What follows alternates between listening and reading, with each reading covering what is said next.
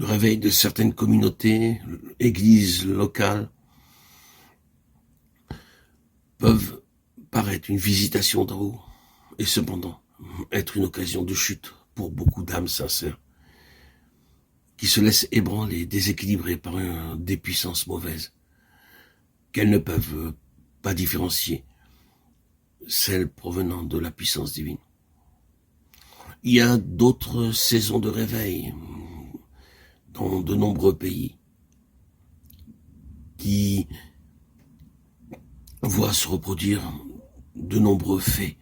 Des chrétiens sincères sont pris au piège des contrefaçons diaboliques de l'action divine. Leur sincérité, leur droiture ne peuvent les garder devant ces faux miracles, ces apparitions. Et si leurs yeux ne s'ouvrent pas, s'ils ne reviennent pas à la sobriété, à la modération, s'ils ne se dégagent pas des pièges du diable, où l'ennemi les a pris pour qu'ils fassent sa volonté. 2 Timothée 2, 26. Ils seront alors entraînés à de nouvelles séductions.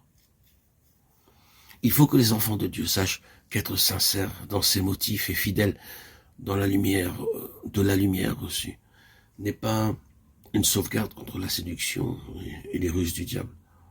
Puisque la parole de Dieu ordonne de prendre garde, de veiller, de prier. Méfiez-vous de toutes ces miracles et apparitions plus qu'extraordinaires qui séduisent tant d'âmes et qui les mènent à leur perte.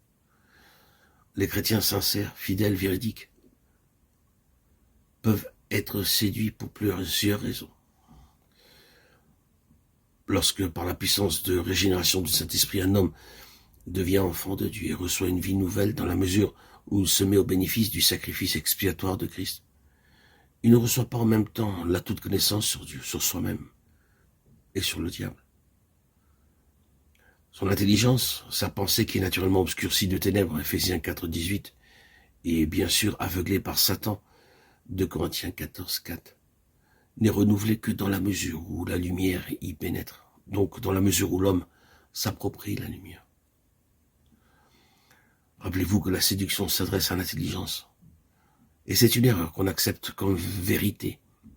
La séduction se greffe aussi sur l'ignorance. Ce n'est pas affaire de moralité, c'est pourquoi le chrétien sincère et fidèle, dans la mesure de connaissance qu'il sait assimiler, est toujours accessible à la séduction, dans le domaine de ce qu'il ignore.